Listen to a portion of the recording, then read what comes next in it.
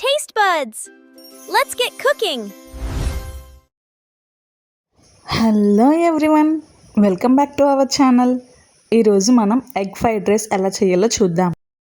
ఈ tasty rice కోసం stove పై గిన్నెలో 2 టేబుల్ స్పూన్స్ ఆయిల్ యాడ్ చేసుకుని 1 టేబుల్ స్పూన్ జీలకర్ర, ఇక్కడ సన్నగా తరిగి పెట్టి ఉంచుకున్న ఆనియన్స్, టొమాటో, పచ్చిమిర్చి, కరివేపాకు ఇందులోకి వేసుకుని ఒకసారి బాగా కలుపుకోవాలి.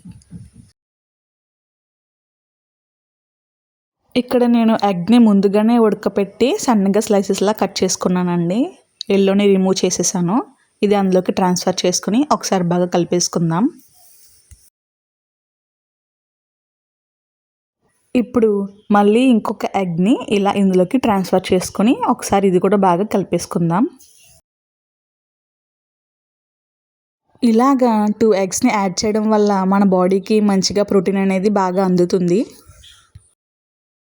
ఇది కొంచెం వేగిన తర్వాత 1 టేబుల్ స్పూన్ పసుపు, 1 టేబుల్ స్పూన్ సాల్ట్ని యాడ్ చేసుకుని బాగా కలుపుకుందామండి. ఇప్పుడు 1/2 table spoon garam masala and 1/2 table spoon chicken masala and ఇక్కడ నేను ఏమేమి వేస్తున్నానంటే మునగాకు పౌడర్ అనేది యాడ్ చేస్తున్నానండి. ఇది హెల్త్కి చాలా మంచిది. ఇప్పుడు 1 టేబుల్ స్పూన్ కారం వేసుకుందాం.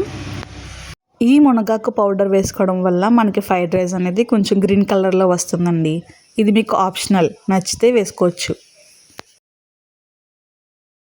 ఇక్కడ నేను రైస్ని ఆల్రెడీ కుక్ చేసి ఉంచుకున్నాను.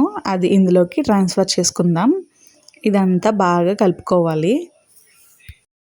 ఇలా వైట్ రైస్కి మొత్తం మసాలా పట్టేంతలా కలుపుకోవాలి.